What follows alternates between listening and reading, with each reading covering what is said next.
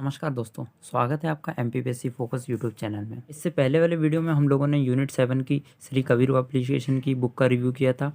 आज हम लोग यूनिट 9 की बुक का रिव्यू करेंगे और जानेंगे कि इस बुक में क्या खासियत है और क्या कमियाँ। तो चलिए शुरू करते हैं। सबसे पहले मैं आपको इसकी प्राइस बता देता हूँ। इसकी प्राइस 80 रुपीज़ है और इसके लेखक संजय डांगी सर और बाबूलाल डांगी सर हैं। यह एमपीपीएससी प्री के यूनिट 9 के नए सिलेबस के अनुसार है। इस बुक में लगभग 140 पेज हैं, जिन्हें आप लगभग 2 दिन में आराम से कंप्लीट कर सकते हैं। तो चलिए देख लेते हैं इस बुक के अंदर क्या क्या है, कंटेंट कैसा है, इंडेक्स में क्या क्या दिया है। इसका इंडेक्स देख लेते हैं, इसमें क्या क्या टॉपिक दिया है। तो इसमें आपका पहला टॉपिक इलेक्ट्रॉनिक्स दिया है, फिर सूचना एवं संचार, रोबोटिक्स, कृत्रिम बुद्धिमत्ता, artificial intelligence, cyber security, e governance, internet, social networking sites, e commerce, अन्य महत्वपूर्ण प्रश्न, कंप्यूटर से संबंधित महत्वपूर्ण शब्दावली और महत्वपूर्ण बिंदु जो आपके विभिन्न परीक्षाओं में पूछे गए हैं। तो देख लेते हैं इसकी यूनिट फर्स्ट जो आपकी इलेक्ट्रॉनिक की है। इसमें आपको फ्लो चार्ट के माध्यम से बताया गया है इतिहास, प्रमुख संस्थान और इलेक्ट्रॉनिकी के बारे में। जैसे प्रमुख संस्थान के केंद्र पुणे, हैदराबाद, त्रिशूर।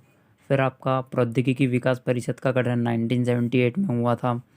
इसके बाद हम देख लेते हैं राष्ट्रीय इलेक्ट्रॉनिकी नीति 2012 के बारे में दिया है। इस तरह का फ्लो चार्ट आपका रिवीजन में भी काम आ जाएंगे लास्ट टाइम में, और आपके स्टार्टिंग में नोट्स बनाने के भी काम आ जाएंगे।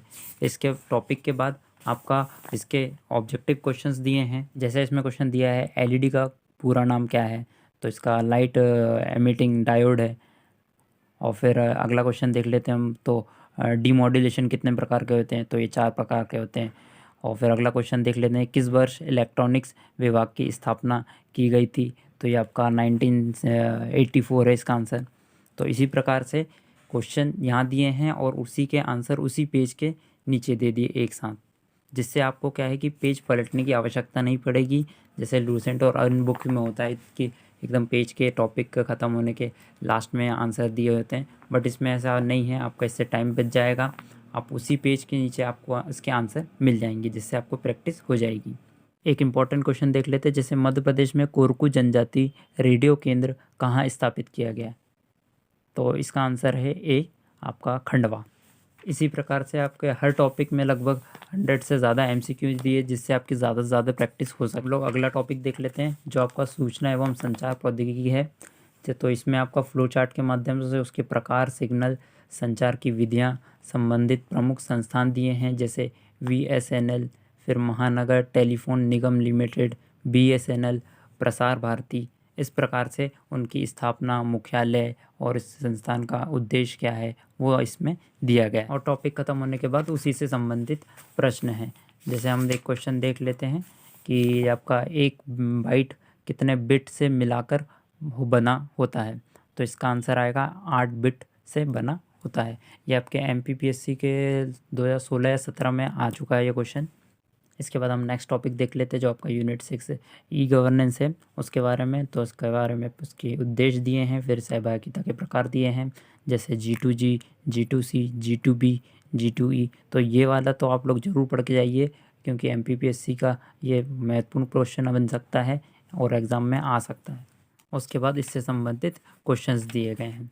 आप लोगों के लिए एक क्वेश्चन है कि आपका भारत में सुशासन दिवस कब मनाया जाता है, कमेंट सेक्शन में ज़रूर बताइए। इसका आंसर 25 दिसंबर, 10 जुलाई, 5 अक्टूबर या फिर 12 नवंबर, कमेंट सेक्शन में ज़रूर बताइए। इसके बाद नेक्स्ट टॉपिक आ जाता है आपका यूनिट 7 जो इसमें दिया है इंटरनेट।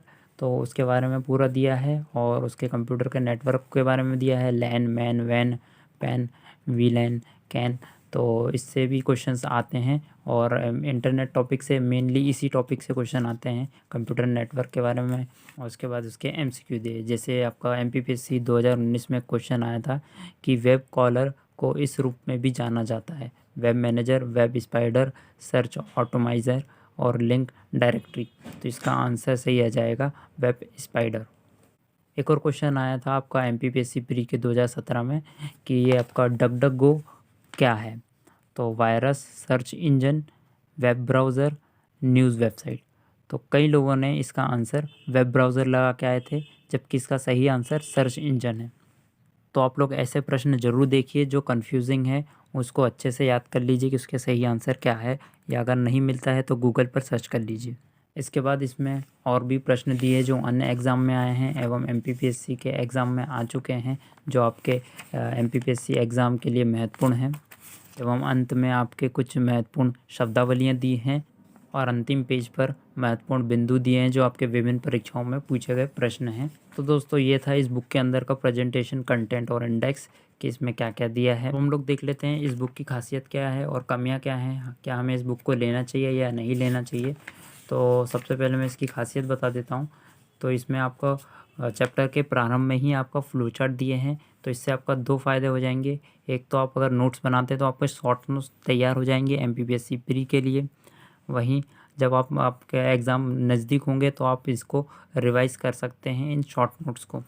दूसरा ये कि इसमें एमसीक्यू लगभग 120 से अधिक है हर चैप्टर में आपके, तो आपको ज़्यादा एमसीक्यू अगर सॉल्व करने तो इस बुक को आप ख़रीद सकते हैं। और जो एमसीक्यू है उन्हीं के आंसर आपको उसी पेज में है, आपको पेज पलटने की ज़रूरत नहीं पड़ेगी। वहीं तीसरी खास बात यह है कि इसके अंदर आपको बहुत से एमसीक्यू दिए हैं जो आपके प्रैक्टिस के लिए ज़रूरी है, और ऐसे प्रश्न दिए हैं जो एमपीपीएससी के लास्ट ईयर में आ चुके हैं एवं एमपीपीएससी के सिलेबस के अनुसार ही इसके अंदर प्रश्न और उत्तर दिए गए हैं। वो एमसीक्यू की ज़्यादा प्रैक्टिस करनी है तो मेरी तरफ से ये बेस्ट बुक है इसके लिए। अब इसके कमियों की बात कर लेते हैं। तो इसमें जो एमसीक्यूज़ दिए हैं उसकी व्याख्या इसके अंतर्गत नहीं दिया गया है। बाकी इस बुक में एमसीक्यू इतने ज़्यादा हैं कि आपको अन्य बुक लेने की ज़रूरत नहीं पड़ेगी। अब हम लोग बात कर लेते हैं कि आपको बुक मिलेगी कैसे। तो आप अगर इंदौर में हैं तो आप वबरगुआ से रवि जैन बुक स्टॉल से ये बुक ले सकते हैं। वहीं अगर आप भोपाल से हैं तो चेतक ब्रिज पे आपको ये विजय बुक स्टॉल पे मिल जाएगी। वहीं चेतक ब्रिज के पास एक विद्यार्थी बुक डिपो है, वहाँ से मिल जाएगी। यह बुक ऑनलाइन और ऑफलाइन दोनों जगह उपलब्ध है। ऑनलाइन मैं आपको दिखा देता हूँ स्क्रीन पर, यहाँ अमेज़न की लिंक है, इसकी लिंक मैं आपको डिस्क्रिप्शन बॉक्स में भी दे दूँगा, यहाँ से आप इस बुक को ऑर्डर कर सकते हैं। तो दोस्तों ये था इस बुक का रिव्यू। और यूनिट 10 के लिए भी आप लोगों ने बोला था तो उसकी बुक भी मैं लेके आ गया हूँ, मगर इसका वीडियो मैं आपको पढ़ने के बाद 1-2 दिन बाद डालूँगा। वहीं अगर आपको ये वीडियो अच्छा लगा है तो आप कमेंट सेक्शन में ज़रूर बताइए, और यह बुक आपको कैसे लगी ये भी बताइए ज़रूर। अन्य जानकारी और अपडेट्स के लिए आप हमारे एमपीपीएससी फोकस टेलीग्राम चैनल से जुड़ जाइए और इस यूट्यूब चैनल को सब्सक्राइब कर लीजिए। मिलते हैं नेक्स्ट वीडियो में एक नई बुक के रिव्यू के साथ। बहुत बहुत धन्यवाद।